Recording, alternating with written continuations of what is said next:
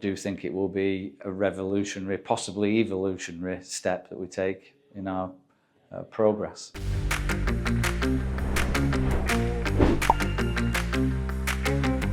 Saull, Chief Financial Officer, VPET USA. DDBrix really enjoyed the day today. Was a great team building exercise actually, and that's unusual when you're looking at new ERP-based software or MRP software. It's very unusual to have something where you come out at the end of the day saying, well, that was actually a good team building exercise, and it was actually one of the best I've ever done, whether it be in the US, the UK or Europe. Highly recommend it.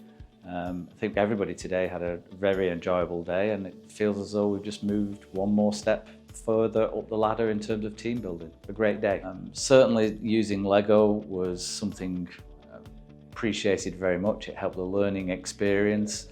It gave everybody a good sense of team, and it enabled us to better understand how DDMR truly can work for us. Definitely could see the benefits of this software, both in terms of reducing inventory and therefore of course increasing cash, but also improving operational efficiencies, introducing a new professional process to supply chain planning, which I haven't seen before.